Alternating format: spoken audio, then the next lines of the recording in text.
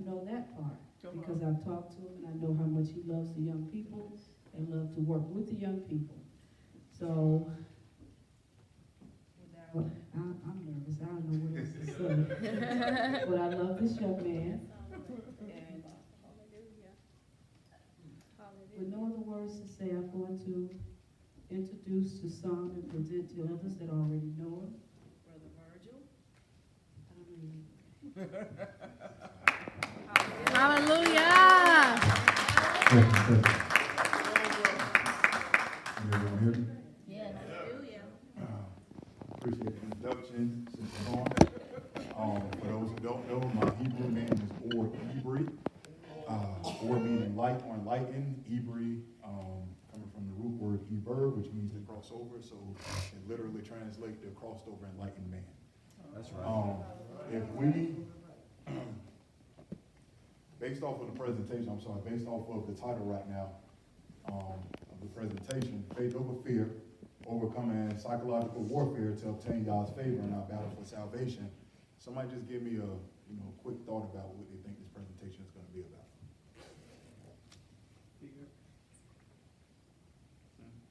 Somewhat. Being able to praise the Most High without fear. Conditioning. What was that? Being able to praise the Most High without fear. Okay. I heard. Conditioning. Okay, good. Okay. Praising him through our fear. Battlefield for the mind. Mm-hmm. Praising him through our fear. Good, good. These are all good Spiritual answers. warfare. Yes, these are all good answers. So, and me, when I was coming up with this presentation, there are a couple of things that I'm presenting in this presentation that kind of got me online with this presentation. But the main reason why I wanted to do this presentation and the purpose of this presentation was for me to be able to just tear down the fear tactics that keep us oppressed and missing the mark when it comes to operating in Yah.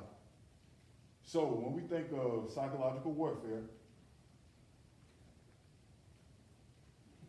psychological warfare is the use of propaganda against an enemy supported by such military, economic, or political measures as may be required. Such propaganda is generally intended to demoralize the enemy, to break his will to fight or resist, and sometimes to render him favorably disposed to one's position. Propaganda is also used to strengthen the resolve of allies or resistance fighters. The twisting of personality and the manipulation of beliefs in prisoners of war by brainwashing and related techniques can also be regarded as a form of psychological warfare. Can I have a volunteer come right from you real quick? Marcus right there. So some of the techniques or examples of psychological warfare are news outlets. First one is news outlets. Can someone give me a couple of examples of some news outlets? Fox News.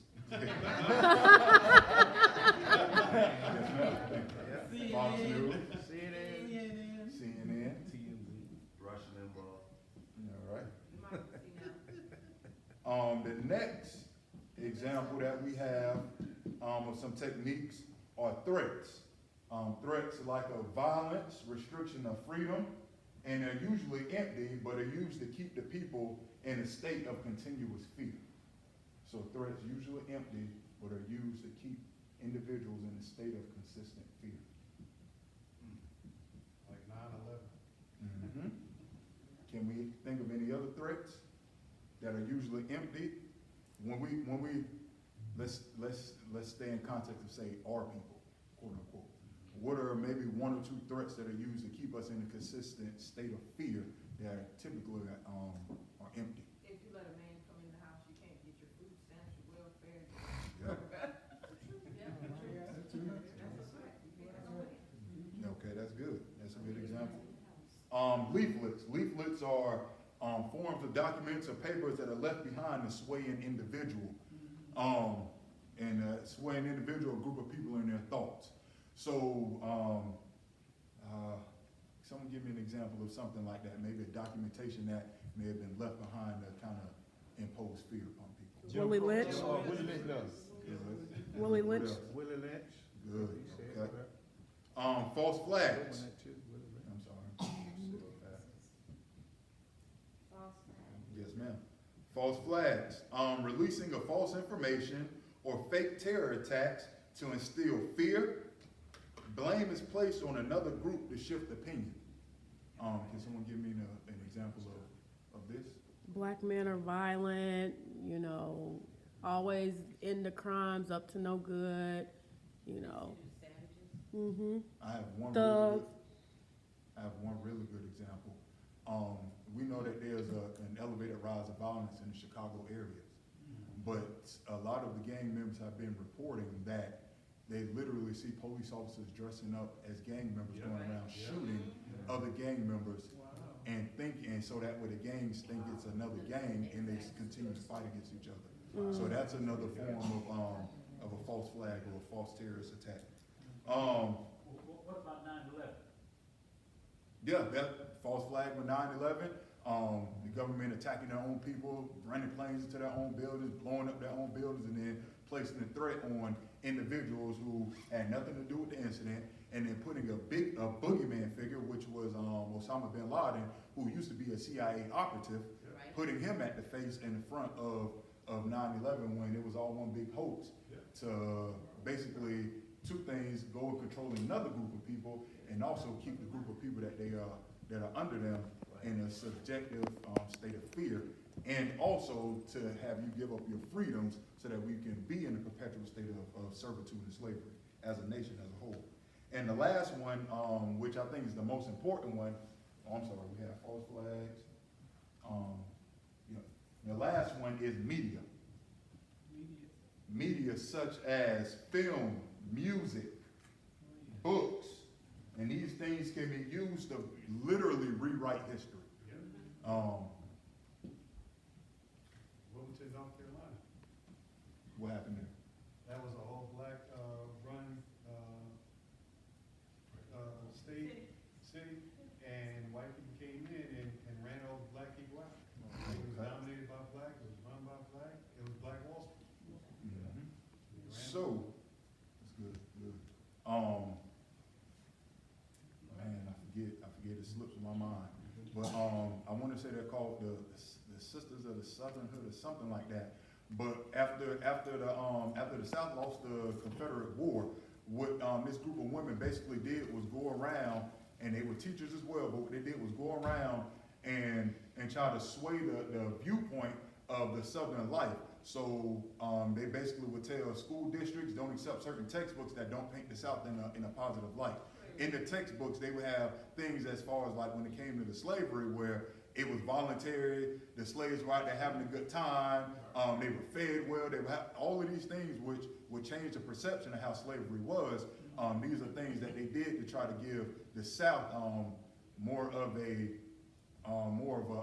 positive light on the things that they were doing when it came to slavery.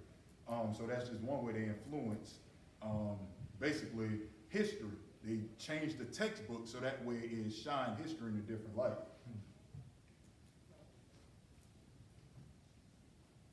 That media was called Sisters of the Confederate. Yes, sir. That's exactly what they were. Thank you. Okay. So, yes, ma'am. So basically, I have a quote here from Sun Tzu: "All warfare is based on deception." So as we realize, the battle that we're in as colored individuals, we're in a psychological warfare. We're not in a physical warfare. Our oppressors have learned a long time ago they cannot defeat us mentally. They cannot defeat us physically. Every time they've tried to go against us physically, they have lost. So they turned the battle into something of more mental and more of a psychological battle, and it's all based on deception. It's all based on smoke and mirrors and lies. So we have a definition of faith here, which is a moon, and Minister Corns did a lesson on faith and fear, and he gave some definitions. I'm just going to recite what we already learned. From the root aman, and it's properly to build up, support, to foster as a parent or nurse, figuratively render, to be firm or faithful, to trust or believe, to be permanent or quiet, morally to be true or certain, hence assurance, believe, bring up, establish, be faithful, steadfast. So basically, what Mr. Corns taught us was faith is trust and belief in the Most High. Next, we have the definition of fear, which is Yari from from the Hebrew H3372 is a primitive root. To fear, morally to revere, calls to frighten, to be made afraid, dreadful, put in fear, reverence, terrible, have terrible acts placed upon you. So these are the two main definitions that I want to give because it goes back to the title and it's going to go carry out throughout this presentation. Black Wall Street. So the main reason why I did this presentation is for Black Wall Street. Everybody get this? Anybody want to take a picture of it? Everybody got this? All right. Black Wall Street is the most frustrating story in American black history that I've ever heard in my life. Black Wall Street. One of the main reasons why I did this presentation is Black Wall Street. What do we know about Black Wall Street? Let me get about 3 or 4 answers. You got the markers, Steve? Yes. You want to write down their answers? I'm going to write down the first one. Excuse my handwriting, I'm supposed to be a doctor. All right, so let me get a couple of things that we know about Black Wall Street. Yes, sir. It was destroyed based off of a lie. Okay. Black Wall Street destroyed based off of a lie. Yes, sir. Like one of the most prosperous cities. Black cities. Now there can be no wrong or right answers. We're just going off of what we've been taught. It was an independent economy. Well, hold on. One of the most prosperous black cities. Independent economy. Independent economy. Hold on one second. Black city. Yes, ma'am. Black bankers. Mm-hmm. Independent economy. Highest gross national product, higher than the white folk in Oklahoma City. Mm-hmm. Wasn't it burnt to the ground? No, burnt down. Bomb. Bombs. Boy, write that right. Bombs. Burnt down. Write all of these things down. Domestic terrorism. Black bankers. Bomb. Burnt down. Domestic terrorists. We're gonna stop right there. These are all some good answers, great answers. So, first thing, and I wrote it at the top, the actual name of Black Wall Street is Greenwood. How many people do that? Greenwood. All right, so I'm going to go through the history of Black Wall Street really quick. All right, before the place called Greenwood existed, the black folks of Oklahoma dreamed big.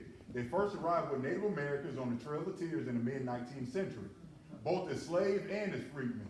Thanks to treaties negotiated between the United States and Native tribes after the Civil War, many black people who had been granted citizenship in those tribes were eventually granted large parcels of land. According to Hannibal Johnson's book, Black Wall Street, From Riot to Renaissance in Tulsa's historic Greenwood district. By pooling their resources and welcoming blacks from the Southeast seeking a better life, they were able to form dozens of all-black towns in the region. In 1890, Edwin P. McCabe, a politician who founded the all-black town of Langston, met with President Benjamin Harris to pitch the idea of turning the Oklahoma Territory into an all-black state. So right here it's telling us we moved in, after the Trail of Tears with some Indians. We started getting our own plots of land, and we became wealthy. And what did we do? By pooling their resources and welcoming blacks from the Southeast seeking a better life. Those of us who know scripture really well will know what that's referencing to. So I have a lot of slides here, so I'm going to read what's highlighted so that way we're not sitting there just reading. Tulsa became Oklahoma's most vital boom town when petroleum was discovered there in 1909. Segregation forced blacks into the northern part of Tulsa, and the need for community there created economic opportunity. The district's first grocery store opened in 1905 at the corner of Greenwood and Archer Street, and Black Wall Street was born. A better moniker for what was going on in Tulsa than Black Wall Street would have been called Black Main Street. What people were talking about was really a sole proprietorship of mom and pop businesses, things like pharmacies, dry cleaners, haberdashers, barbershops, beauty shops, movie theaters, pool halls, professional services like doctors, lawyers, and dentists. We've heard all of this about Black Wall Street, correct? All right. By 1921, Greenwood had a high school that taught Latin, chemistry, and physics. There were 23 churches, 2 newspapers, and a public library serving about 11,000 black residents. The district's most successful entrepreneurs reinvested in the community, building parks and additional houses. So when Black Wall Street or Greenwood was first started, you had individuals that were helping those that wanted to come in and live a better life. And then as people began to grow, the entrepreneurs reinvested in the community. Greenwood also had gambling, prostitution, and drugs. Shanties, which are basically rundown shacks, without running water, line many of the streets. This was hardly a utopia. I want to make sure I put this in here because everybody thinks Greenwood was like the Garden of Eden. It wasn't. It had many things going on that were negative and that were positive. It was also during the time of Prohibition, alcohol prohibition, which started, what was that, 1920 to, what was it, 1920, 1935, I believe it was. So you knew they had a higher rate of crime when it came to alcohol because that was during the time of Prohibition. All right. Greenwood's prosperity earned it the moniker Negro Wall Street, but the white people in South Tulsa called it Nigger Town. Now, this slide I want to actually read. There was a brewing resentment among whites among the rising wealth and confidence of black Americans, not only in Oklahoma, but around the United States. This anger exploded in the red summer of 1919 when a series of at least 25 race riots across the country claimed hundreds of black lives in Chicago, Washington, D.C., and Arkansas, among other places. World War I was an animating force in the conflicts, with black soldiers returning home from Europe less willing to accept systematic oppression as a reward for risking their lives. They came home to parades on Fifth Avenue but were lynched in their uniforms across the country in the summer of 1919. In Tulsa, white frustration simmered a couple of years longer until in spring of 1921, encounter between 2 teenagers caused them to boil over. On May 30th, Dick Rowland, now I want y'all to let y'all know, this is the story that starts the entire history of Black Wall Street that we know. This story right here is what started the bombing, the shootings, the damaging, the burning down, and what did you call it? Domestic terrorism. On May 30th, Dick Rowland, a 19-year-old black shoe shiner, entered a downtown office building elevator operated by Sarah Page, a white attendant. The 2 teens touched. Page said he assaulted her, but Rowland later said he had put his hand on her arm. By the time the elevator doors opened, Page was screaming and Rowland was running for his life. Rowland was arrested and locked in the local courthouse where blacks feared he might be dragged out and lynched for his alleged crime. A small phalanx of Greenwood men, some of them armed, drove downtown on the evening of May 31st to ensure that Rowland was safe. A black World War veteran and a white man got into a scuffle over the veteran's right to wield a weapon. A gunshot rang out. So we know what that usually means. A gunshot rang out, but it might as well have been a battle cry. Within minutes, 20 men on both sides were dead or wounded, and Tulsa was at war. As many as 5,000 armed whites descended on Greenwood that night and into the next morning. Houses were looted for their valuables, like jewelry, as well as their invaluables, like family Bibles. If the invaders found a building still occupied, they sometimes lead residents to a detention center in downtown Tulsa. Other times, they'll murder the occupants. Buildings were set on fire systematically. The fire department failed to respond to most emergency calls during the night. Planes circled overhead. Survivors said they dropped bombs filled with turpentine or coal oil. Along with the roving machine guns that white attackers mounted on a truck, heavy-duty weaponry confirmed that Greenwood had transformed from a neighborhood to a war zone in a matter of hours. Homeowners were shot dead in their front yards, planes dropping turpentine bombs on buildings, a machine gun firing bullets on neighborhood churches. When I said earlier that Greenwood, the story of Greenwood Black Wall Street was the reason that I wanted to do this whole presentation, this part of the story is what really had me intrigued. One day I was just sitting thinking, and I was like, it's just mighty strange to me that bombs would be getting dropped in the city. We know that our oppressors have done some terrible things to us. We know the Tuskegee Institute experiments. We know how Currently, they ship the worst foods into the inner cities and the worst parts and into the ghettos of the country. Barack Obama actually did a whole lecture on that. We know that they do a lot of systematic things to us, but to me it was just very strange how bombs, and when I think of bombs, I think of like atomic bombs or war missiles being dropped on the city and nobody said anything about it. To me that seemed odd, that didn't make sense. So I started studying the story of Black Wall Street. Some blacks fought back. They staged pitched battles to defend the district's borders. Others fled far north into the neighboring communities, never to return. But most were hauled to internment camps around the city at gunpoint, where they were forced to stay until a white person, often their employer, would come and vouch for them. The attack on Greenwood destroyed 1,256 houses and saw the looting of another 215. According to the American Red Cross, leaving 9,000 black Tulsans homeless. Virtually all the district's businesses were gone.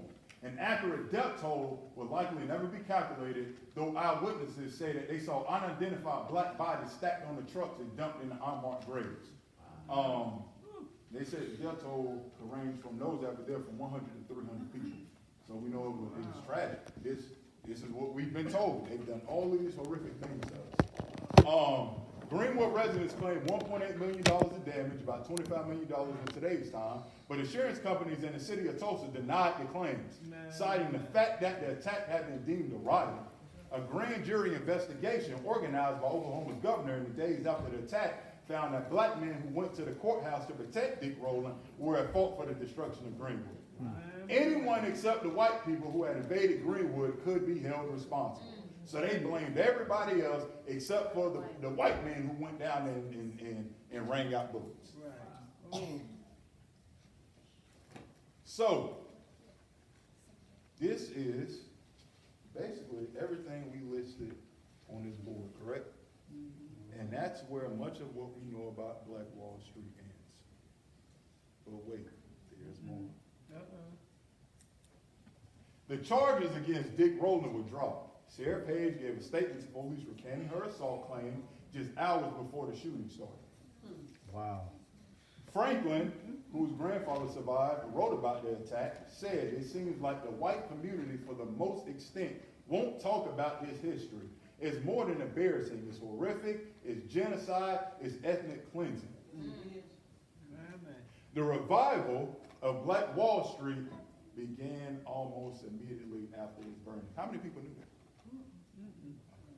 Initially, the city of Tulsa promised to help rebuild what its citizens had destroyed. Instead, officials passed an ordinance requiring that new structures in Greenwood be at least 2 stories tall and made of expensive fireproof materials. It was a naked attempt to price black residents out of their own community. But a trio of local lawyers, including John W. Franklin's grandfather, B.C. Franklin, filed a lawsuit against the city. They worked out of a tent in a burnt-out business district and eventually brought the case to the Supreme Court, which deemed the ordinance unconstitutional. By the end of 1921, Greenwood residents had rebuilt more than 800 structures in the neighborhood. Wait, what? So Greenwood, so there was still a Greenwood. There was still a Black Wall Street. So they did. So the government didn't come in and throw bombs on the area and just totally wipe it off the planet. They came back. Virtually all of the area's homes had been replaced. How many of us knew that? And by 1925, the National Negro Business League was holding its annual conference in Tulsa, indicating that Black Wall Street's stature as an economic force had been restored. Hallelujah. I have a very, very, very important question.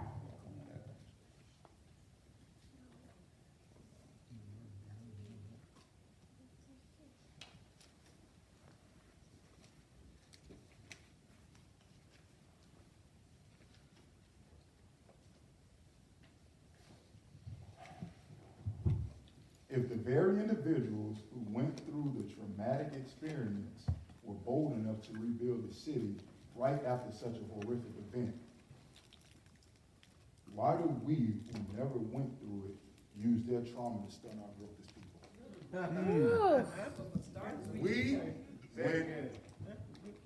If the very individuals who went through this traumatic experience were bold enough to rebuild the city right after such a horrific event, why do we who have never went through it use their trauma to stunt our growth as a people? So I told y'all, when I actually whenever you talk to individuals, black individuals, about coming together, building, being prosperous, this is the first story they throw out. Black Wall Street. Well, we can't do it because last time we did it, they came and bombed the city. I'm like, as soon as you talk about coming together, black people go straight to this story and say, we can't do it because last time we tried to do it, they bombed the city. We had banks, we had schools, we had libraries, we had all of these things, and they came and bombed the city. And then that's when I asked myself that question. Well, hold on. That just, like I said, the president has done a lot of wicked stuff to us. That just don't seem right. To bomb the city, the government will come in and bomb the city. Well, we just read how that could not have been at all. Because if the government came in and bombed the city, why would the government then say that what they were doing was unconstitutional and allow us to rebuild our stuff? That just goes to let you know it wasn't the government. We live in a consistent state of fear, which causes us not to be able to come together. You got a question? Oh, okay. Thank you, Father. So, my main mission to doing this was to tear down this falsehood of Black Wall Street.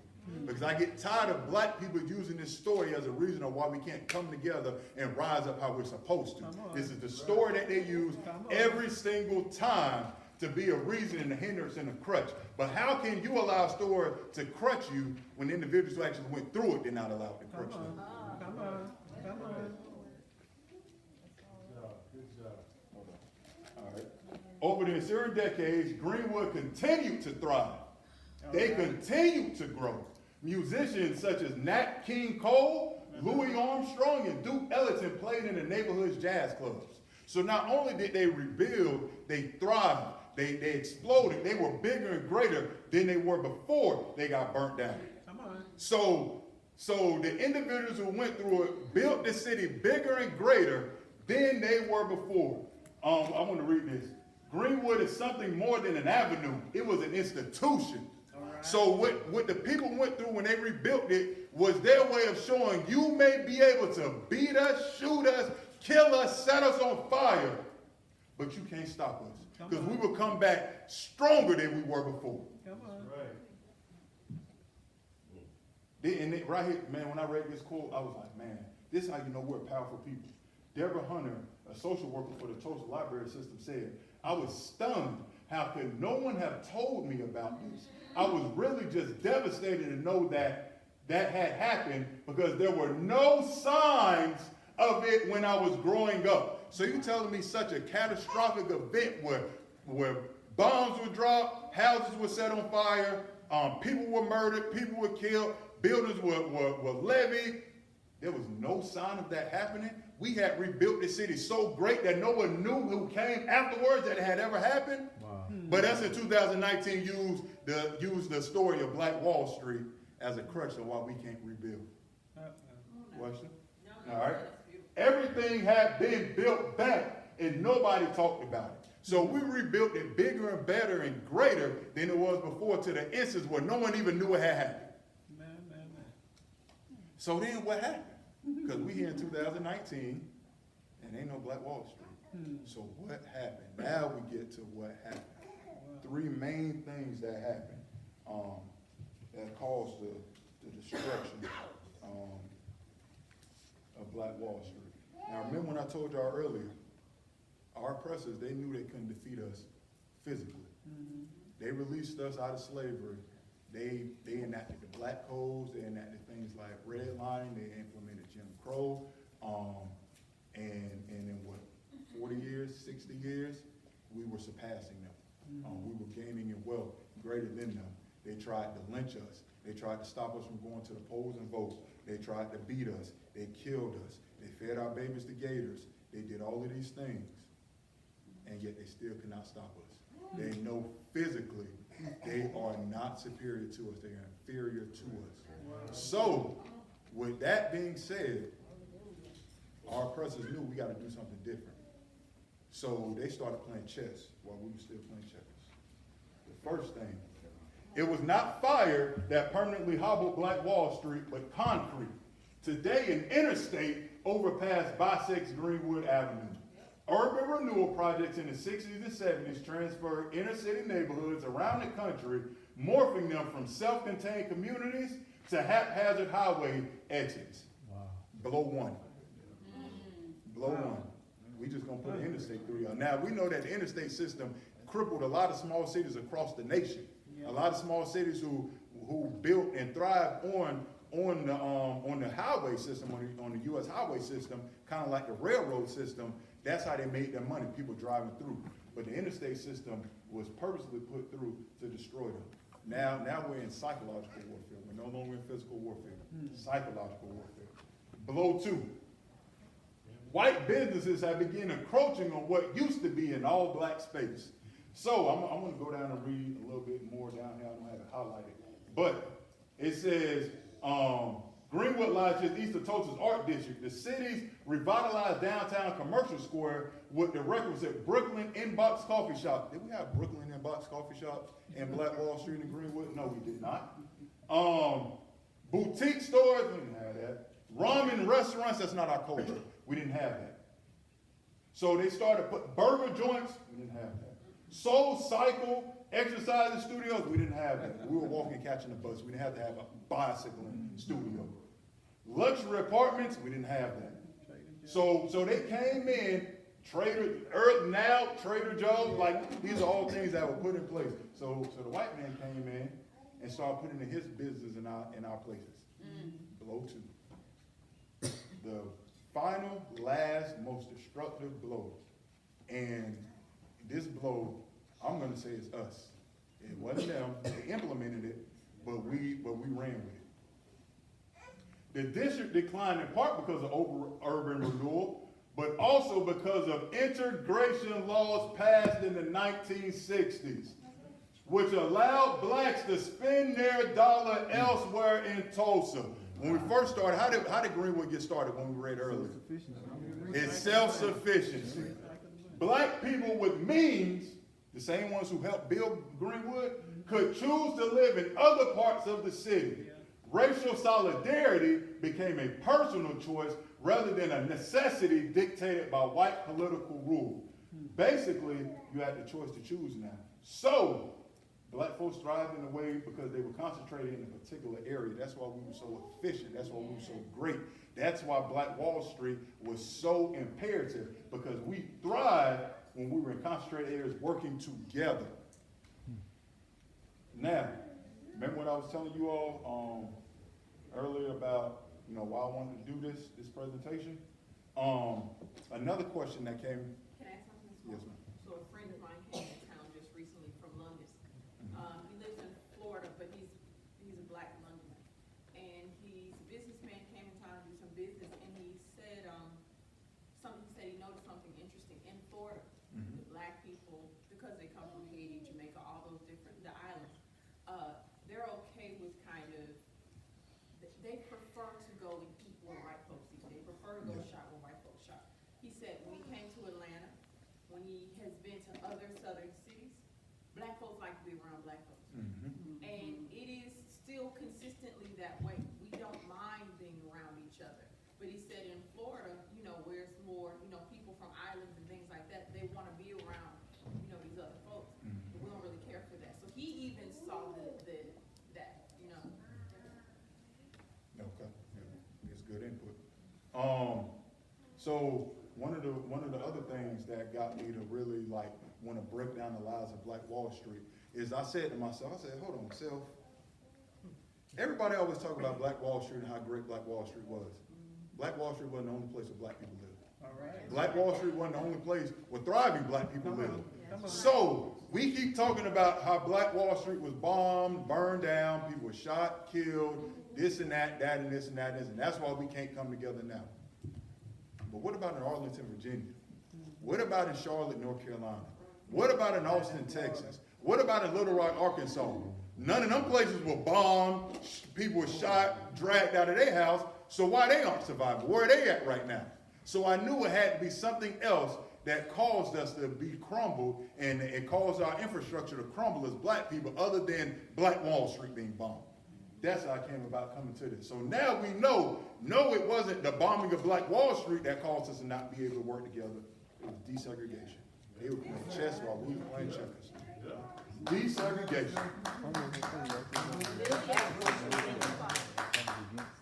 So, yes, sir. So do you think part of the desegregation was more so around the perception that what they had was better than what? Yes. So who in here is an avid chess player? I love playing chess. Chess player. Now I'm not the greatest chess player, but the thing that I love about playing chess is the strategic game plan of life that chess teaches you. Chess teaches you, checkers teaches you, you work and you move your next move. You worry about your next move. Next move. Chess teaches you, you have to move 3, 4, you have to think about 3, 4 moves ahead. So if I'm playing chess, our oppressor is thinking 3, 4, they're playing chess, they're thinking 3, 4 moves ahead. So they're gonna get you with the little thing over here, but that's just to get you distracted to really hit you with this over here. So we thinking when they had segregation, their water fountains were colder than ours, their food was better than ours, their this and that was better than ours. That was debate. That was to get you in so that way when they implemented desegregation, it made you want what they had even more to get rid of yours. That was the chess move. It wasn't the checkers move where, we gonna make our water fountains cold. No, that's a checkers move. The chess move is to make your water fountain cold so that way when we give you the perception of freedom, you come want to be like us and get rid of your entire culture. So then that way you destroy yourself. I don't have to destroy you if you destroy yourself. All right. So with that being said, also, talking about psychological warfare. So with this talking about psychological warfare, we done broke down the lie of Black Wall Street. I want to break down a couple of other lies. One of the tactics that we learned, one of the techniques that we learned of for tools of psychological warfare is the media, correct? Yeah. So let's think about the last, 5, 10 years, the slave movies that have come out. Give me a couple of them. Django. 12 Years a Slave. What else? Amistad. What else? Birth of a Nation. Stand that movie. Roots. Yeah, the new now, Roots. with all of this being said, pay attention to something that's very intricate in all of these movies. How many of these movies did we win? How many movies did the slave revolt win? How many movies that were made were there a slave revolt and the slave revolt won? Yeah. But that was false. Okay. How many movies based on reality did the slave revolt win? Okay, that's one. Okay. And they went back to Roots. Yep. Roots, kind of. Amistad, Roots, kind of. But majority of the slave movies were shown are what? Slaves losing, right? Now, I know we named Amistad. I want to go over just a few, and there's so many of them. Like there are many, many, many slave revolts that are that were successful, and a lot of us know about Haiti. I'm not going to go over Haiti because everybody knows about Haiti. So the first one I want to go over, Gaspar Yanga. Who has heard of Gaspar Yanga? Okay. Gaspar Yanga was an escaped slave. He escaped from his plantation in 1570 with other slaves, but he was kidnapped and put into slavery from the African city of Gabon. A couple of things about him. He was known as the first liberator of the Americas. He enacted the first successful slave revolt in the Western world. African slaves, he was an African slave who spent 4 decades establishing a free settlement in Mexico called St. Lorenzo de los Negros, which had, I heard the rolling tongue, the Negros. That's that Florida. You being around a lot of Spanish people, you can roll your tongue. Which was renamed, Yanga was renamed after him in 1932. Before the battle against Spain began, so basically, he led a revolt of slaves who had escaped out of slavery. They ran to the mountains, fled to the mountains, and they were fine. They were living by themselves. They were cool for about 30 years. And then one of the Spanish generals decided, hey, you know what, we want to attack them, whatever. That's what they always want to attack people who's not messing with them. So they went to fight against Gaspar Yanga and the individuals that escaped with him. They continued to fight and fight and fight. Now, before the battle began against Spain, Yanga gave the Spanish his conditions. He wanted the area to be self-ruled, and that they would pay the Spanish and support the crown if attacked. So basically, he was saying, look, we just want y'all to leave us alone. Like, we escaped from y'all servitude. We just want y'all to leave us alone. If y'all leave us alone, we'll self-govern ourselves. You don't have to worry about us. We'll pay y'all taxes. And if there's anyone that comes in the Texas area, we'll help fight with y'all against the enemies. That's all they wanted. They said no. So he led a force of 100 trained fighters and 400 fighters who weren't even armed with guns. The Spanish had guns. They didn't have guns. He led a tactical guerrilla warfare. The Spanish were stuck in the deadlock with the Maroons. They were called Maroons for years. And they finally agreed to meet with Yanga's forces. And the terms were agreed upon in 1618, where he said, hey, leave us alone. We'll be self-ruled, and we'll help y'all if y'all need help. Yep. That was that. That slave revolt, which was positive. How many people know? A lot of people have not heard about this, if any. Okay. The first Maroon War. Who has heard about the Maroon Wars? More people should have heard about the Maroon Wars. All right, so there were two Maroon Wars. I'm just going to touch on the first one. So the first Maroon War was Britain's attempt to take control of Jamaica. The first Maroon War began in 1728. The word maroon comes from the Spanish word cimarrones, which means mountaineers, or people who dwell in mountains. Under the leader called Cujo, the Maroons fought back, and in 1739, the British and the Maroons made peace. The freedom of the Maroons were recognized as the land was given to them, and the Maroons were left to govern themselves. The first Maroon War overall lasted about 75 years. Anybody? I said they still do. Yep. Yeah, they still do. Mm-hmm. And Nanick was part of it too, right? Yep. The reason that the British made peace is because they knew that they could not outpower or overpower the Maroons. Because what was happening was they were still bringing slaves into Jamaica. And the slaves would run away and go join forces with the Maroons. So the British, who were dealing in a whole bunch of other wars across the world, was like, yo, there's no need for us to keep putting our troops here and fighting them if they're going to keep getting stronger and we're thinning ourselves out, not just here, but across the world. So we're going to concede. So they wound up conceding, giving the Maroons what they wanted, and the Maroons, to this day, are still free people in the land of Jamaica, in the mountains.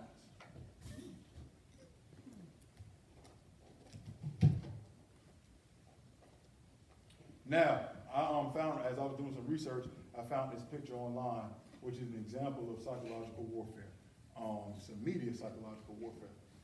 Let's point out some things in this picture. What do we notice?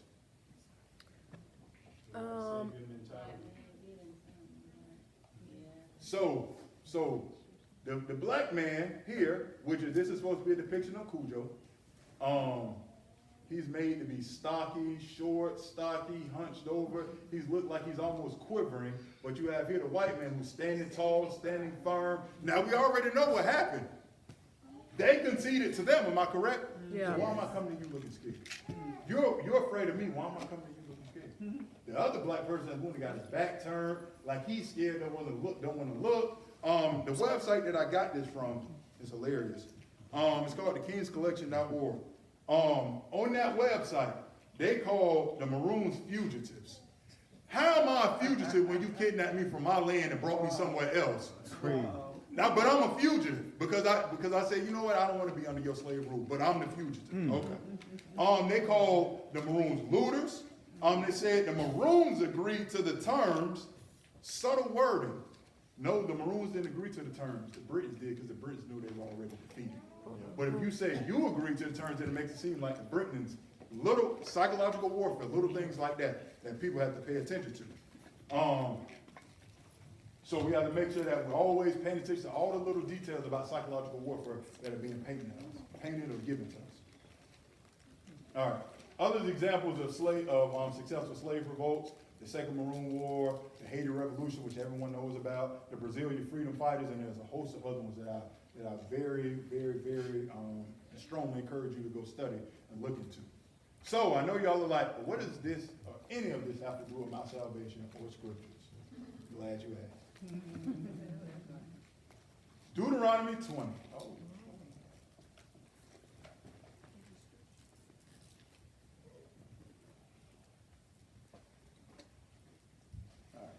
Deuteronomy 20.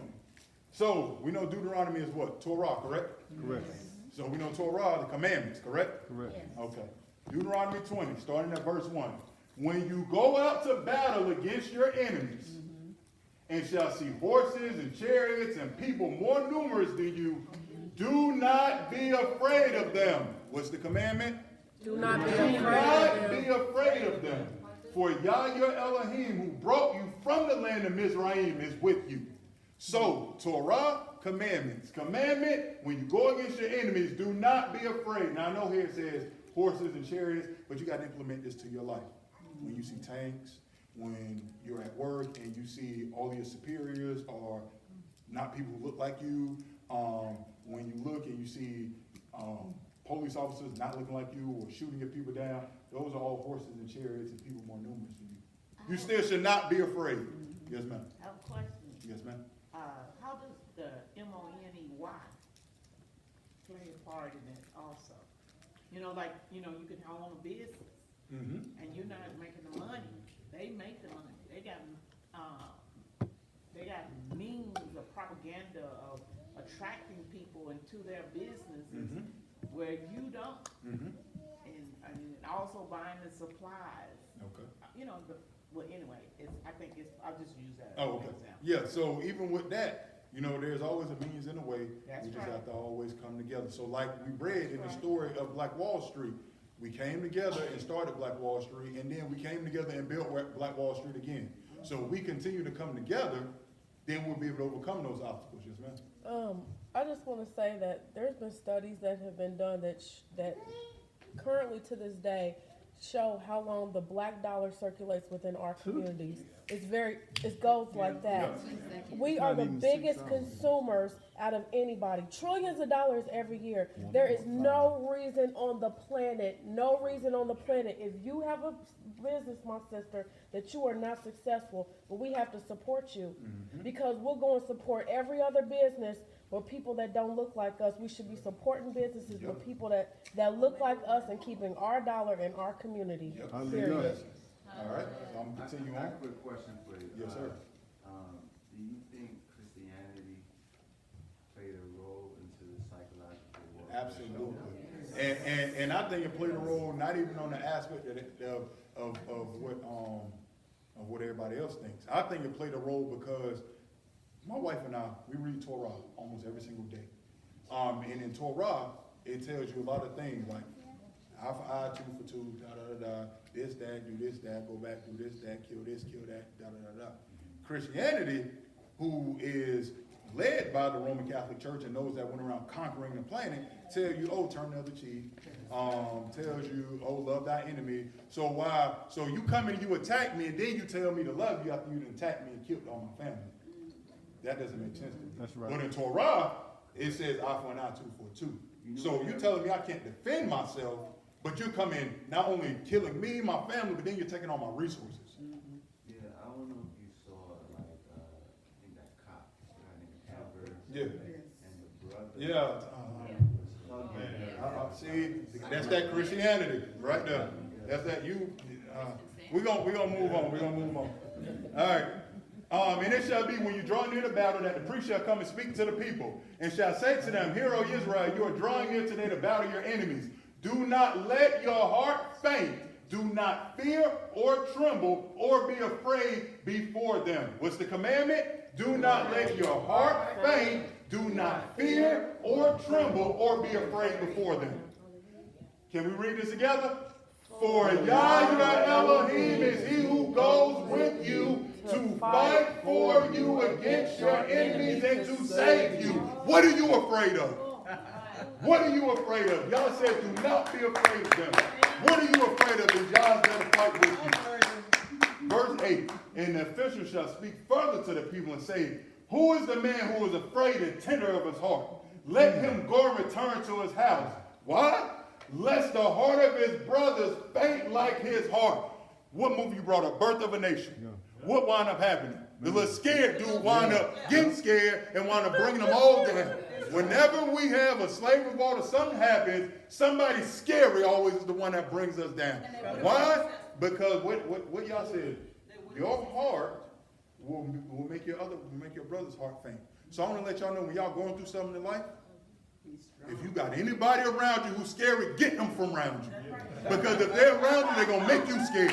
If you got something you're trying to do, you're trying to accomplish, and it seems insurmountable, it seems impossible, and someone's telling you that, get them from around you. Because y'all can do, when does it say right here? Y'all, your Elohim is he who goes with you. So if God's with you, can't nothing be against you. That's right. Hallelujah. So we're going to go to what it's saying. It's very important to know what it's saying. Hatah, in Hebrews 23:98, is a primitive root properly to miss the mark. Hence, figuratively and generally, to sin by inference, to forfeit, lack, expiate, repent, lead astray, condemn, bear the blame, and a couple other things. Go ahead and offend us off about sin, purge, purify, make reconciliation. All right. So, what is sin? Whoever committed sin, is according to King James 1 John 3:4, we all know this. Whoever committed sin, so whoever misses the mark, leads astray, causes to lead astray, lacks, transgresses also the law. For sin is the transgression of the law. What are we in sin for? So I went to the Apocrypha for this. I know a lot of people don't believe in the Apocrypha, but this story here, I like from the Apocrypha. Judah, chapter 5, verse 20 and 21. Give you a little backdrop about the book of Judah, about this chapter, start of this chapter. Akar, which is the captain of the sons of Ammon, is explaining to Holofernes, the chief captain of Ashur, who the Israelites are. So basically, what's his name? Holofernes wanted to attack the Israelites. Actually, he was mad because the Israelites didn't come up and greet him like every other nation, and they wouldn't trade with him, so he was mad he wanted to attack them. So this other captain who had more of closer encounter with the Israelites was explaining to him about the Israelites. So then we get down here, and this is what he says. Now, therefore, my master and governor, if there be any error against this people, and they sin against their Elohim, let us consider that this shall be their ruin, and let us go up, and we shall overcome them. Y'all want to know why your oppressors keep you in fear?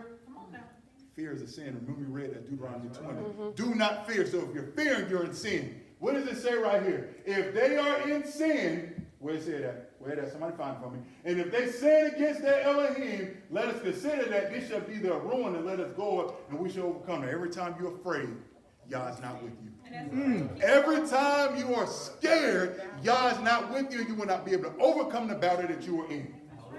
But if there be no iniquity in their nation, let my master now pass by, lest their master defend them and their Elohim before them, and we become a reproach before all the world.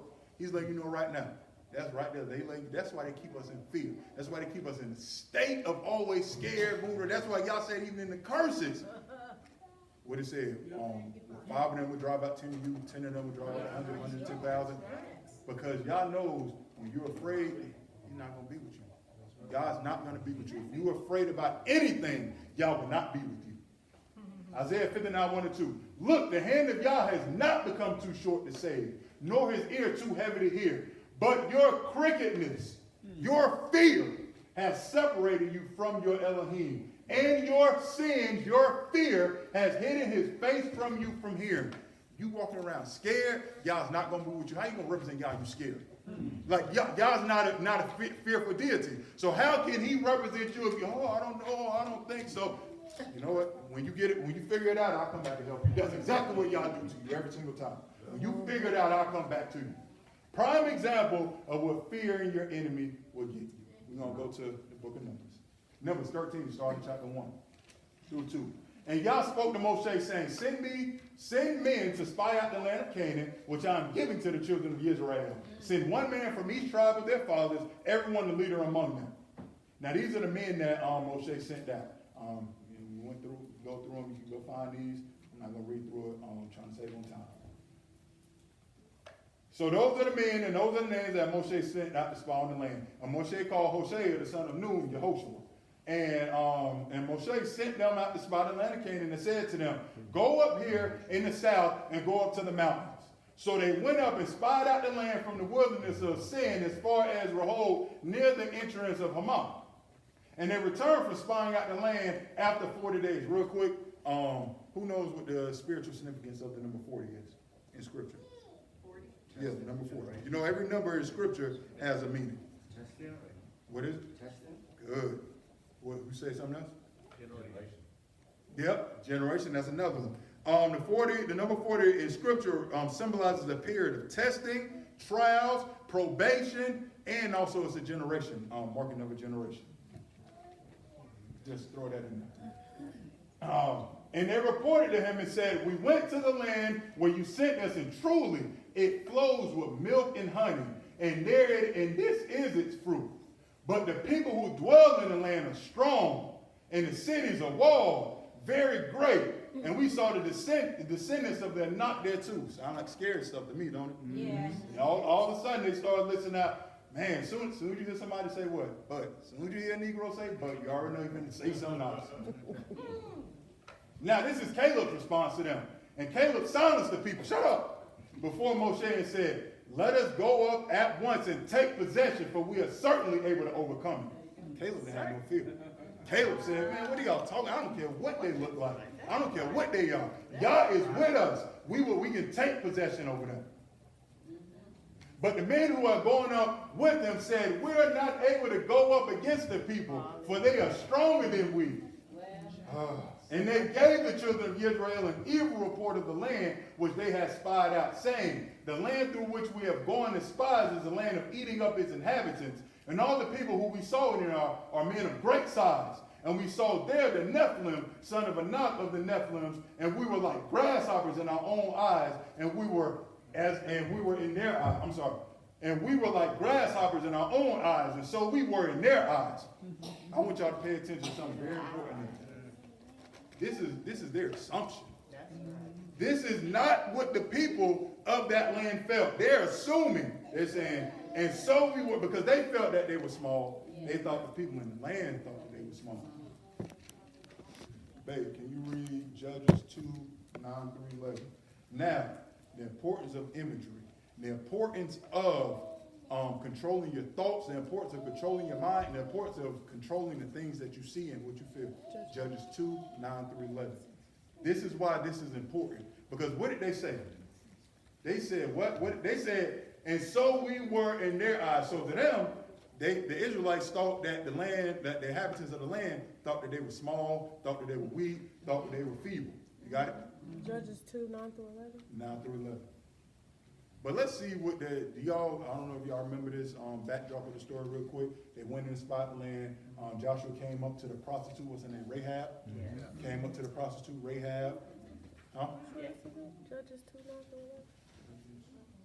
Yeah, Judges 2, 9 through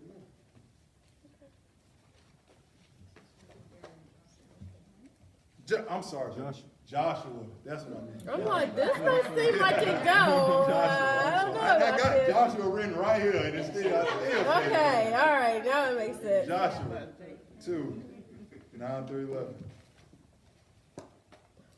So while she's pulling that up, so far, does anyone have a quick question, maybe a 5-second question? Yes, ma'am. But the government didn't bomb Wall Street, who did? Okay, so real quick, so basically the reconnaissance, or basically normal, regular people had their private planes, and they were dropping coal and turpentine from the plane. So like basically they were dropping cocktails. That's it. Just dropping cocktails. Like the KKK of sorts. Yes, ma'am. That's all it was. You got it, babe? Joshua 2, 9 through 11. Yep. All right. So read from it. All right, Joshua 2, 9 through 11. Mm-hmm. Rahab went up to the roof and said to them, I know that Yah has given you this land, and that the fear of you has fallen on us, so that all who dwell in the land are melting in fear of you. Hold on, what? Read that again. Read that last part again. What?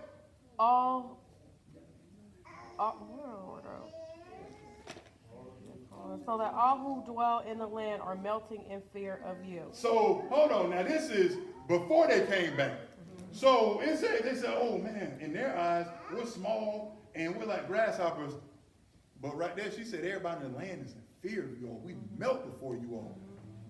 Imagery is important. What you think of yourself is important. You will only be whatever you think of yourself. If you think lowly of yourself, that's exactly what you will be. So the children of Israel were afraid and were scared because they thought lowly of themselves. But the very individuals they were scared of them. Sound like our oppressors today. We so afraid of them. We so afraid to try to do this over. The reason why they do the things that they do is because they're afraid of us. Exactly. Lionel Epinado, in his journal, slavery was talking about his experience as being a slave. Mm-hmm. He said he realized that many people who are oppressing us are even more afraid of us. Yes. Yes. You walking down the street, minding your business, they walk across the street. For what? Why? Why do you have to paint all these negative images of me that I'm not unless you're afraid because you know how powerful I am, so you're going to try to destroy me or have me destroy myself because you can't even do it. Every time you tried to kill me, I'll come back strong. We just read the story of Black Wall Street, how they literally burned the city down to the ground and rebuilt it even bigger. You can't beat us. You're more afraid of us. So you try other tactics and try to get us to destroy ourselves, and that's exactly what happened right there. They have to use technology like concrete and guns. And even that didn't work because they had machine guns on the back of trucks going around, and we still came. And as we read earlier too, people were still there defending the city. So you got a truck with a machine gun on it, and I'm still there defending the city. You still don't scare me. See, what we don't realize is that they use the so-called birth control centers, they'll kill us with different drugs, diseases. You'll notice you go to basically every restaurant now serve pork. On everything. That's killing us. And because we don't know who we are, you can eat this nonsense. Yep. Go to Red Lobster and fill up on all that nonsense. You eat stuff, you eat the guts inside all this stuff. And Yep. you can't be well. All right, I'm gonna continue on. All right, number 14 and 1, good input on Dr. Moore. Then all the congregation lifted up their voices and cried, and the people wept that night. So when the people who came back who were not Joshua and Caleb gave the evil report, the people of the congregation cried. They were scared. They were like, oh man, we're never going to be able to get in this land. And Yehoshua, son of Nun, and Caleb, son of basically Yehoshua and Caleb, who were among those who espied out the land, tore their garments, and they spoke to all the congregation of the children of Israel. They were pleading with them. They said, the land we passed through to spy out is exceedingly good. It's an exceedingly good land. If Yah has delighted in us, then he shall bring us into this land and give it to us, a land which is flowing with milk and honey. Only do not rebel against Yah. Commandments. If you don't do the commandments, that's rebellion. The commandment was do not fear. So if you're in fear, you're rebelling against Yah. Nor fear the people of the land, for they are our bread. Their defiance has turned away from them, and Yah is with us. Do not fear them. But all the congregation said to stone them with stones. So they so scared, instead of being like, you know what, you're right. Y'all did all of this for us, brought us out of Egypt, da-da-da-da-da. You're right, we can defeat them. No, shut up, we're going to kill you. That's exactly what they did. Wow. Then the esteem of Yah appeared in the tent meeting before all the children of Israel. And Yah said to Moshe, Yah was so sick of them, he didn't even talk to all of them. Moses, come here. Come here, I don't want to talk to them. They get on my nerves. I don't want to talk to them. How long shall I be scorned by these people? And how long shall I not be trusted by them with all the signs which I have done in their midst? Ladies and gentlemen. Hallelujah.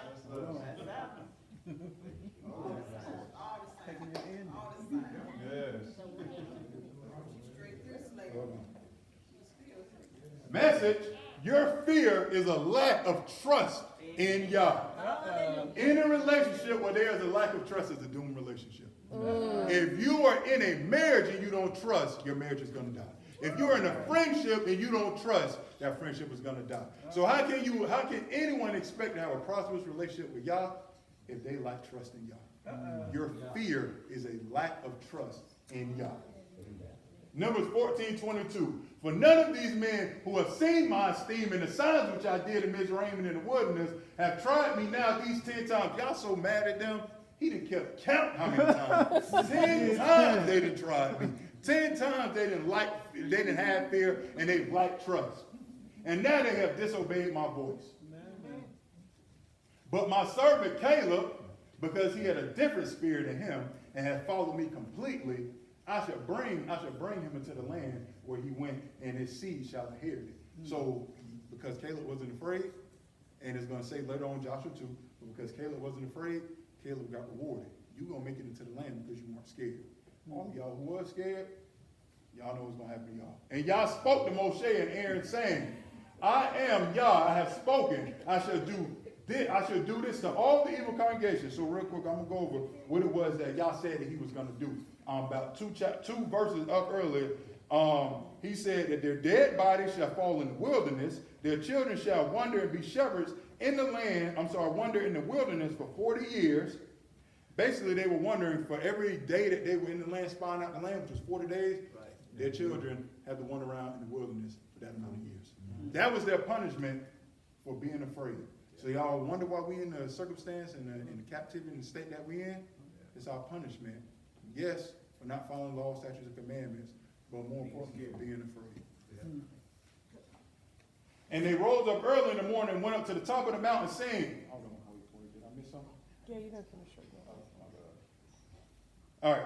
And the wonders that consumed, and there they will die. And the men whom Moshe sent to spy out the land, who returned and made all the congregation grumble against him by bringing evil report to the land. So everybody who went against Yah, who were afraid, and those that brought back evil report, those were the things that was happening to them. And they rose up early, those men rose up early and went to the top of the mountain saying, see, we have indeed sinned. Now all of a sudden Negroes going to be like, yeah, I know I did wrong, but we shall go up to the place where Yah has spoken of. Y'all was afraid to go before. Now y'all want to go? Too late. But Moshe said, why do you now transgress the command of Yah? So you're going to sin on top of sin. Yes, right. So Yah told y'all, don't do it. They want to go do it anyway. He said, so why are you transgressing what Yah told you? Since it does not prosper, do not go up unless you be smitten by your enemies, for Yah's not in your midst. So they were afraid, Yah's not with them. They were afraid, Yah's not with them. But Negroes is hard-headed.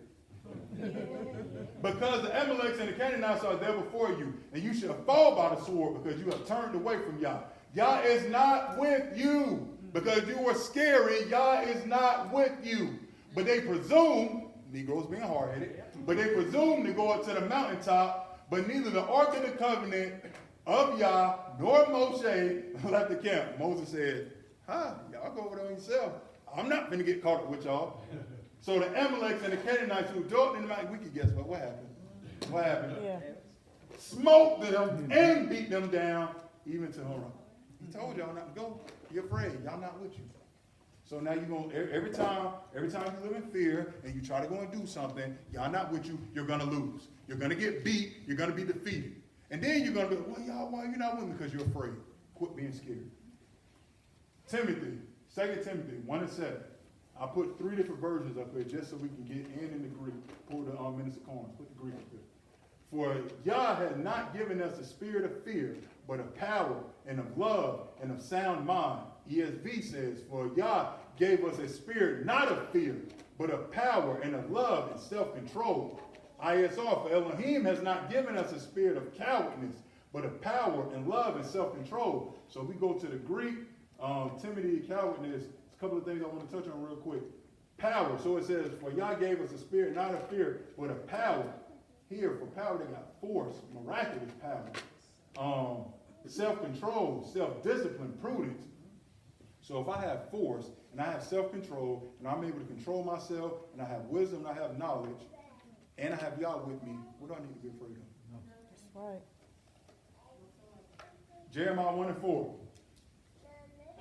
Now the word of Yah came to me, Jeremiah, saying, Do not fear their faces, for I am with you to deliver you, declares Yah. Yah sent Jeremiah out to give a word to the people, tell them they had sinned, trying to get them back on the right track. Jeremiah was afraid. He's like, if I go, they're going to kill me, da-da-da-da. He says, do not fear their faces, for I am with you. He even told Yah, but I'm but a child. How can I speak? Do not fear them, for I am with you to deliver you, declares Yah. See, I have this day set you over the nations and over the reigns, to root out all and to pull up, to destroy and to overthrow, to build and to plant. That's what God gave us the power to do. So whenever we go around acting scared, oh, I'm afraid to put this word out, or I'm afraid, you know, what are people going to think? I don't want to wear my tassels or my fringes because I don't want to stand out. Y'all put you there to reign, to root out, to pull up, to pull down, to destroy and to overthrow and to build and to plant. So he put us here to be able to rebalance the world and the earth that we're in. But if we are afraid because we don't want to look different than everybody else, then we will never be able to accomplish the full goal of what y'all put us here for. That's literally what Israel is, the balances of the earth. Now gird up your loins and arise. Those of us are men, we know gird up your loins means grab you and arise. Get up, quit being soft, quit being weak, get up and speak to them all that I command you, and do not break before their faces. And we said, listen, I'll break you before them. So if you go out and you scared, okay, you want to be scared, I'm going to give you something to be scared of. That's what y'all said. Y'all said if you want to be scared, you either going to go out there and be fearless, or I'm going to give you a reason to have something to be scared of. Just like when you were young, your parents, you want to cry, I'm going to give you something to cry for. You want to be scared, I'm going to give you something to be scared for. And they shall fight against you, but not prevail against you. For I am with you, declares Yah, to deliver you. Transitions right into Isaiah 54:17. No weapon formed against you shall prosper. It never said the weapon wouldn't form, it said it wouldn't prosper. And every tongue which rises against you in judgment shall prove wrong.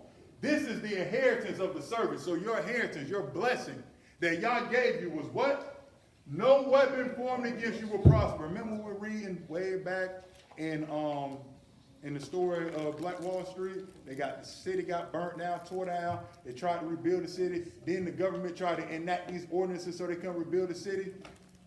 No weapon. So they tried to form a weapon. Did the weapon prosper? No. Nope. Every time we tried to, every time you want to do something, yes, somebody's going to form a weapon against you, but it's not going to prosper. And that is your inheritance for you to overcome everything that you're going through. That's your inheritance for y'all. As y'all can see, we are the strongest people here on this planet. For us to make it from the west coast of Africa, cross to, it would take 4 to 6 months on the ship to get over here. We pack like sardines, like a water, like a food. Some of us getting thrown overboard, fed to sharks, and we get here, don't know where we at. We get separated, our family gets separated, broken apart, we get fed to alligators, we get all of these things done to us, and we all still here. Hallelujah. That goes to show you right there that nothing that comes against you will prosper. Yeah, there have been many weapons brought against us, but we are all still here, which goes to show that's the proof of the inheritance right there. That's the proof right there. We are still here. We are, because if our ancestors had been killed off, none of us would be sitting in this room right now. So we are getting our inheritance every single day by waking up, living and breathing air. So what's next? We know, hey, okay, we can't live in fear. We gotta be able to overcome. I don't want to live under my oppressor anymore. What's next? Steps to liberation. Scripture, the book of Torah, gives us 4 steps to liberation that Yah lays out. Real simple. Step 1. Cry out to Yah and make known to him your troubles and distress. I know the society has us thinking that crying is weak. I promise you, and this is from my own circumstances. Whenever I cried out to Yah, whatever I asked for in that cry has come to be. Yes. Every single time. So I don't care what society. I'm a man. I'm going to cry. Every time I need something from Yah, I'm going to cry. Because for some reason, there's something spiritual about crying. When you cry, Yah hears you. We're going to go right here. Exodus 2:22-25. And it came to be after these many days that the sovereign of Mizraim died, and the children of Israel groaned because of the slavery, and they cried out. And their cry came up to Elohim because of the slavery. And Elohim heard their groaning, and Elohim remembered his covenant with Abraham, Yishak, and Yaquob. And Elohim looked on the children of Israel, and Elohim knew. So it wasn't until y'all was out doing whatever he was doing, partying, I'm not sure. But when the Israelites started crying, I forgot I had a covenant with them. And he came back and he got us, what did he do? We all know the story. Delivered us with a mighty hand out of the house of Israel. Psalms 34:17. When the righteous cry for help, God hears and delivers them out of all of their troubles. Yeah. Psalms 145:18-19. God is near to all who call upon him, to all who call him in truth. So if you operate in law, statutes, commandments, one of the commandments is not be in fear. If you're not in fear, you operate in Yah, you call on him, you ask for him to help. He does the desires of those who fear him, and he hears their cry and saves them. That's step one to liberation. Cry out to Yah. Now, we can apply this. I can't wait till we all gather together as one group of Israelites and just cry out to Yah. Hallelujah. We do that, right? Some things will start shaking. Now, until then, because I know our brother Brian did a lesson on breathing room. Give yourself some breathing room in the life that you're in right now. First thing you need to do, if you stress, you behind, you got bills, this and that, or you trying to advance whatever, and you stuck, and you feel like you're stuck in a rut, the first thing you need to do to get out of that is cry to Yah. Cry to Yah. You cry to Yah, Yah will hear you, and then he'll help you move forward with the plan. Step 2, escape bondage. Remove oneself from the physical situation of oppression, along with removing the internal obstacles to liberation that keep us enslaved. So after the children of Israel cried out, what did they do next? They left, right? They got out of bondage. They left out of bondage. That's what we have to do. 2 Peter 2:18-19. For speaking loud and boastfully of folly, they entice by sensual passions of the flesh those who are barely escaping from those who live in error. They promise them freedom, but they themselves are slaves of corruption. For whatever overcomes a person, to that he is enslaved. So whatever it is that you have, whether it be internal obstacles, external obstacles, get yourself out of that. Internally, one thing that us as people, we deal with a lot of is fear. We have to remove ourselves out of that state of fear, because it says right here, whatever overcomes a person, fear overcomes you, that's what you're enslaved to. As soon as you get out of fear, you'll remove yourself out of that bondage, and you'll be able to be free and move and live how you want to live. Hebrews 2:15. And deliver them who through fear of death were all their lifetime subjected to bondage. A lot of us, you know, it's crazy. A lot of us don't want to move, and goes back to the story of Black Wall Street that we hear. They destroyed us, they shot us, they killed us, they bombed us. So we're going to continue to allow them to poison food that we eat. We're going to continue to allow them to put poisonous vaccines in our children, which are killing our children, and causing our children to be autistic at a higher rate than everybody else. We're going to continue to allow our children to be put in schools, which then puts these alphabet diagnoses on them, which then causes them to be medicated and drugged up. That's so much better than what? That's better than a few of us dying to get liberation for everybody. Now, all of us are enslaved right now because we're afraid. When few of us make that sacrifice, we get ourselves out of here. Step 3. Working with others to address the cause of oppression, to begin to root out those factors that contribute to any type of enslavement or degradation. Luke 14, the Spirit of God is upon me because he has anointed me to bring the good news to the poor. He has sent me to heal the brokenhearted, to proclaim release to the captives and recovery of sight to the blind, to send away crushed ones with the release. We're almost done. So right here, Yah sends us deliverers, sends us saviors to help get us out of what we're in. But what we have to do is we have to address the causes that are leading up to this. One of it may not be the most detrimental, but one of the, I feel to me, because I used to be a teacher and I worked with the youth a lot. I used to be a basketball coach back home, and all of these things. One of the biggest detriments to our children is the music they listen to. It gives a false image of how we should be. It also instills false narratives of how we should live our life, or how our people are living their lives, which then causes people who don't live their lives that way to then try to live their lives that way because that's how they think they should be. We got to uproot all of that, root out these factors that contribute to any type of enslavement, because as long as you're living in an enslavement mindset, you will be enslaved. So if you think you got to chase the almighty dollar, you're being enslaved. Like, there are things that are greater than that. There are things that can overcome that. So we have to make sure that we're approving all of these things to get out. And the last thing for the steps that y'all gave us is to serve. Harriet Tubman did a wonderful job when she escaped slavery. Did she go and stay out? Nope. She came back. And she came back again. And she risked her freedom to come back and to get people out and to help. So I know a lot of us love to say we're supposed to be a nation of kings and priests. We need to be a nation of janitors.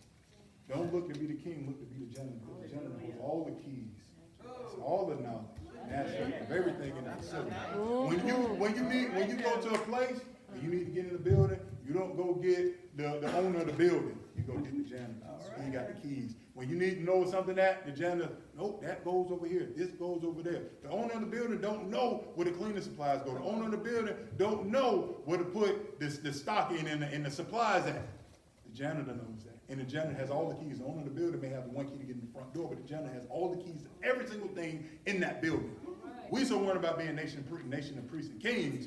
I want to be a king. I want to be a janitor because I want to have it all. The king just has one job. The janitor has all the jobs. Principles of autonomy, real quick. I got this from Ron did a video on creating an autonomous community, Ron Devon Prospect, who don't know. And I just went through his video and touched and highlighted on the point. So the first thing, which is the most important thing, is communalism.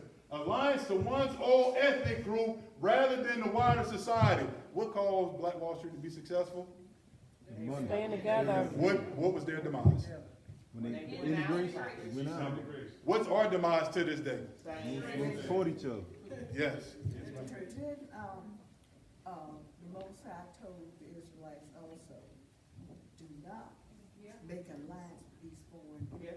Yes, he did. Don't Do say no not, marry do not Yep. give your daughters or Daughters sons and to them. And what are we doing? What are we doing now? Right now, the same thing, and that's why we can't build an autonomous community. Create a system with body politic, where everyone is responsible for the daily affairs of the community in regards to the political structure. Obtain our prophets lent wrote. I want y'all to know, I don't know how many of y'all have just read through Torah. All of this is in Torah. All of these are things that Yah established when he was leading the children of Israel out of the land. Establish a municipal incorporation, install a mayor and councilman. Then he tell Moses to set up 70 elders. Install courts to make, isn't that what the laws were, to basically govern and make sure everything was right and balanced. Install public safety. Isn't that what, remember the children of the half tribe of Manasseh and Reuben, whenever we were supposed to go to war, they were supposed to come and defend because they stayed on the other side of the land. Remember that? Install public safety. Intergovernmental contracts. So we weren't supposed to make alliances, but if you need help with something, or hey, I got this, I'm gonna give you all that, and we barter and we trade. Install special districts. Remember, he broke the land up into 12 pieces. So everybody had their own plot of land. Purchase unprofited raw land by municipality. We didn't purchase, we took. But y'all know that y'all get it. Establish a community bank. What's the verse that we misuse, that Christians misuse? I'm sorry, that Christians misuse, Minister Collins? What's that, Malachi 3:8? Yeah. Store everything up in the storehouse. That's a community bank. To make sure that we have a community foundation. Yep, bring all the ties to the storehouse. That's a community bank. Municipal corporation sources of revenue, create community currency. Then this has nothing to do with scripture because this is for our time. A couple of ways that we can be autonomous to ourselves is having a mobile virtual network operator, basically creating our own cell phone company by purchasing a cell phone tower and putting it in our community. And creating alternate sources of energy. So if you have to continue to pay the system, then you are a part of the system, or you depend on the system. But if I have my own wind turbines, if I have my own solar panels, if I have my own water turbines, if I generate my own energy, now not only do I become self-sufficient, but then eventually they'll come to me and they pay me to use my extra energy that I have. A couple of things I want to throw in there. I understand that the gathering is not all inclusive. Everyone is going to be a part of said gathering. Even, and I just mentioned them, not even all the 12 tribes went into the promised land. Half tribe Manasseh and Reuben stayed on the other side because they were like, yo, we like these cities over here. We want to stay over here. Y'all told them, all right, cool, you can stay over there, but when your brothers need your help, we need you to come over here and fight. So this all-inclusive mindset that we have, we got to stop it. We got to get those around us who actually want to do it, who are about it, and move forward with them. The two tribes, After you have solidified your tribe, gain wisdom, knowledge, and understanding on how to prosper as a group. I want to read that real quick. Hold on real quick.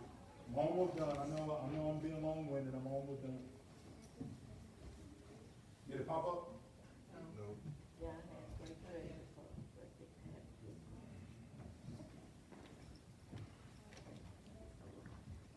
Did it pop up? Nope. Nope.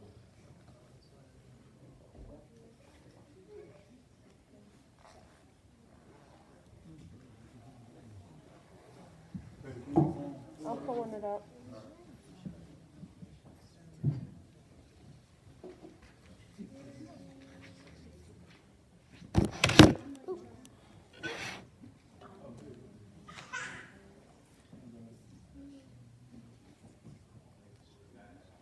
All right, I got it right here. You got it?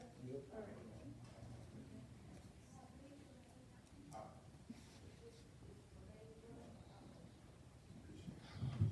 All right. All right.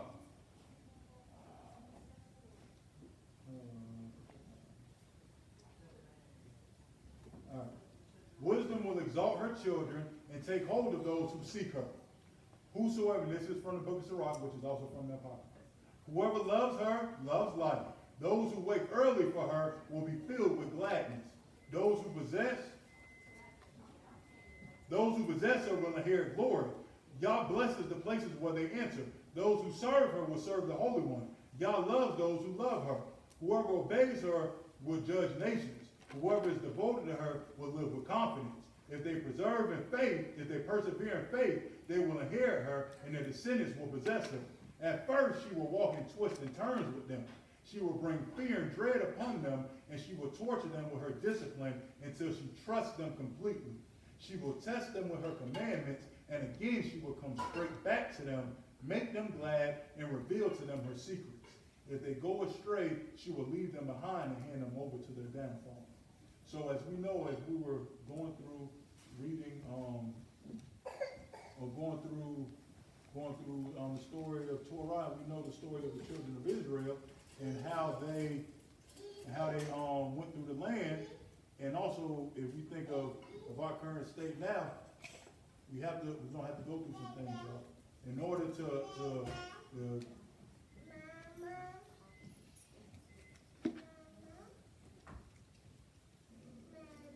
sorry.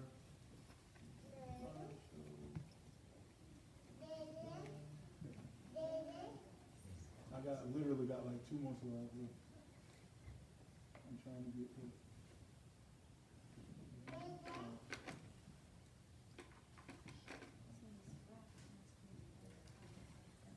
Yeah. Mr. Combs, you know what's going on? I have no idea. You won't change the slide? I won't, what's it showing on the screen? The same. Oh, it's the whole slide of it? Yeah. Oh, perfect. It's showing some of that. All right. When you control a man's thinking, all right, so what we read in Sirach, we gotta, as we come together, we gain the wisdom and the knowledge, we're gonna go through some things. We're gonna be tried, we're gonna be tested, but those are the things that we need. Just like the children of Israel were tried and tested in the wilderness until the old them was removed, and then the new version of themselves can go into freedom. So the same thing is gonna happen to us. When we come together, we gain wisdom, we gain knowledge. Wisdom is gonna try us, gonna take us through trials and tribulations, but as we overcome it, what it said, those who endure to the end, those are the ones that shall be saved. So if we go and we continue to endure and grow as people, then eventually wisdom will part onto us and will help us and will teach us secrets, and we can grow as a nation, and y'all will come back and deliver us, because what it says, 2 Chronicles 7:14. If my people, which are called by my name, will humble themselves, Yep. then I hear from heaven, heal their land. Exactly. So if we stop operating in fear, come together, work together, turn, live by these laws, statutes, and commandments as a whole, as a unit, then y'all will come back and deliver us. Hallelujah. When you control a man's thinking, you do not have to worry about his actions. This is a quote from Carter G. Wilson.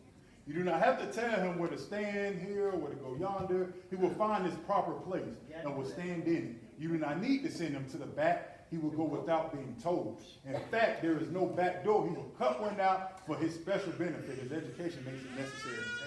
So like we were talking about with the children, with the story of Black Wall Street. We cutting out the door.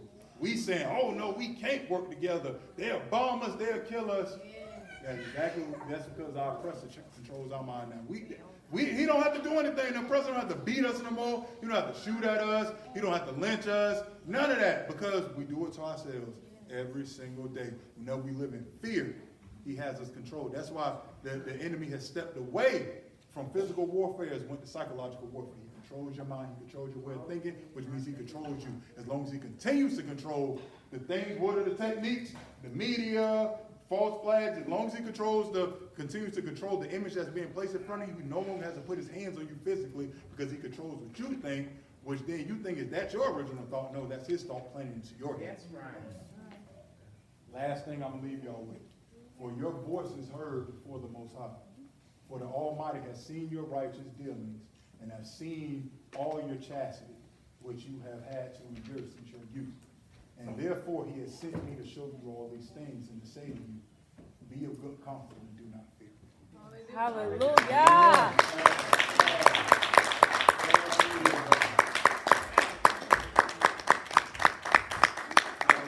Hallelujah.